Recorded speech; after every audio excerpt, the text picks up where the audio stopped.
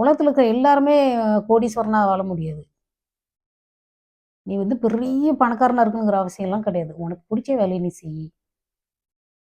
சந்தோஷமா இரு. யாருக்கும் எந்த கெடுதலும் பண்ணாத. 4 பேருக்கு முடிஞ்சா நல்லது பண்ணு. நல்லது பண்ணாட்டியும் பரவால்ல, கெட்டது பண்ணாத. இவ்வளோதான் வாழ்க்கை. யாருமே யாருக்கும் சமம் கிடையாது. போட்டியும் கிடையாது, பொறாமையும் கிடையாது. அவங்க பாட்டுக்கு போயிட்டு இருக்கணும். ஆஸ்திரேலியாவலாம் போட்டியும் கிடையாது, பொறாமையும் கிடையாது. அவங்கவங்களுக்கு புடிச்ச வேலைய அவங்கவங்க செய்றாங்க. இது வந்து உயர்ந்த வேலை, இது தாழ்ந்தது அப்படிலாம் ஒண்ணும் கிடையாது. நான் பசங்கள்ட்ட அதே தான் கேட்குறேன். நம்ம ஊர் பசங்கள்ட்ட அதான் சொல்லணும்னு நெனைக்கிறேன். நீங்க சாதனைலாம் பண்ண தேவையில்ல. சாதாரண வாழ்க்கை வாழ்ந்தா போதும். இப்ப வந்து இந்த பையன எடுத்துக்கோங்க 19 வயசு. இது படிக்கிற வயசு. நல்லா விளையாடுற வயசு. அப்படியே ப்ளே கிரவுண்ட உருவாக்கணும் கவர்மெண்ட்டு. விளையாடுங்க. கிரிக்கெட் விளையாடு, ஃபுட்பால் விளையாடு. அந்த எனர்ஜி வந்து செலவாகணும். அப்போ வந்து அ நல்ல ஒரு ஆரோக்கியமா இருந்தா தானே விளையாட முடியும். இது குடிக்கிறவன் எப்படி விளையாடுவான்? இந்த டாஸ்மாக் பத்தி நான் பேச விரும்பல.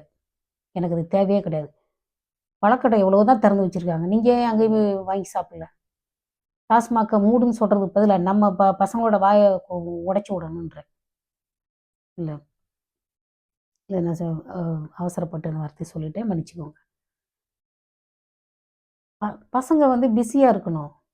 நல்லா இங்க பாருங்க அந்த 19 வயசு, 20 வயசு, 25 வயசு வரைக்கும் கூட என்ன சாப்பிட்டாலும் செரிக்கும். நல்லா ஜாலியா ஊர் சுத்தலாம். வேலைக்கு போலாம்.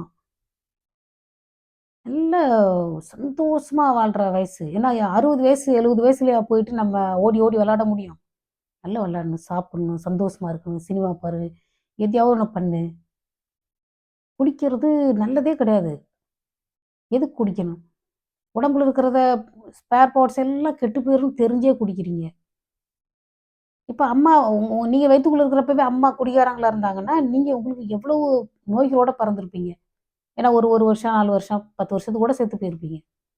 ஒரு அம்மா கஷ்டப்பட்டு பெத்து, அந்த குழந்தைக்கு எந்த நோய் வராத படிக்க அப்படியே வந்து நான்லாம் பிரெக்னன்ட்டா இருந்தப்போ ஒரு பேராசிட்டமால் கூட சாப்பிட மாட்டேன். எவ்வளோ தலை வலிச்சாலும் அப்படியே உட்காந்துருப்பேன். ஒரு மாத்திரை கூட சாப்பிட மாட்டேன். இந்த இரும்பு சத்து மாத்திரை, இந்த மாதிரி மாத்திரைய தவிர வேற ஒண்ணு கூட சாப்பிட மாட்டேன்.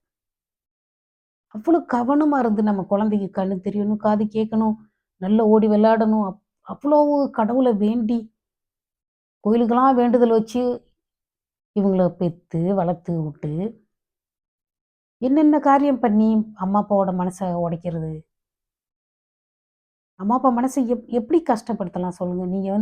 நீங்க ஸ்டேட் ஃபர்ஸ்ட்டு அது இதுன்னு ஒரே ஒரு என்ன சொல்றது? கோப்பைகள் வாங்கிட்டு வர